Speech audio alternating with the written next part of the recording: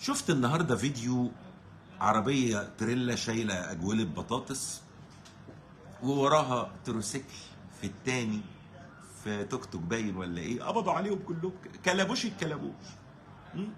حرامية.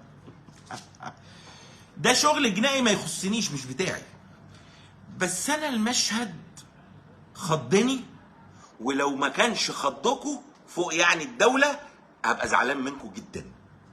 ليه بقى؟ انت عارف يعني ايه حضرتك ان مشهد زي ده يحصل في شوارع مصر في عز النهار؟ ده مش واحد خطف شنطة،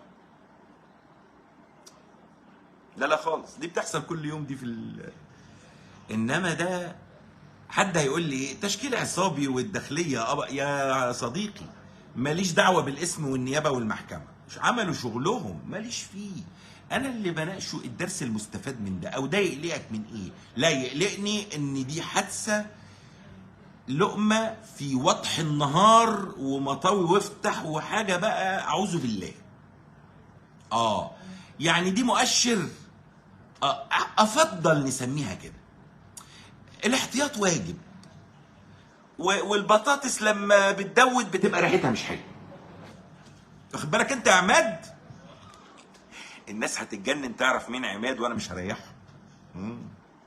اصل انا بمزاجي.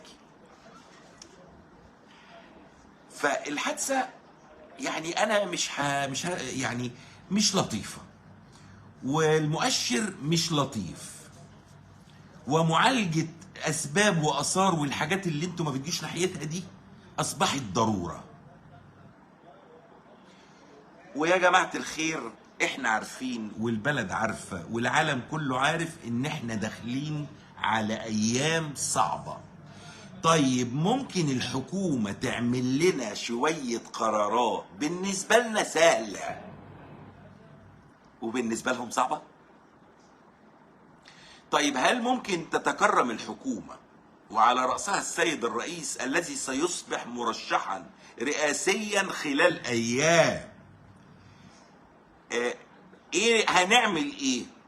ليه بقول كده؟ لانه انا مش شايف تحرك طارئ من الحكومة المصرية عشان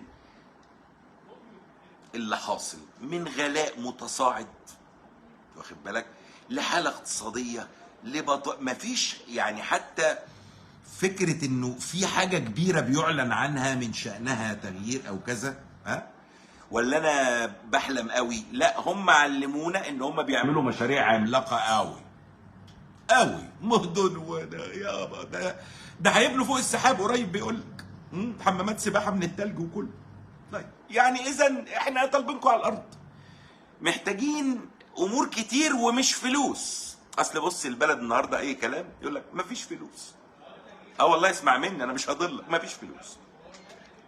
طب يا جماعه في ناس بتعمل فلوس، فكر كده، فالناس تشتغل فيحصل كده فيدفع ضرائب فكده. اكيد مش انا، يعني ناس كتير بتوع الحكايه دي. هاتوهم بقى لان احنا تعبنا.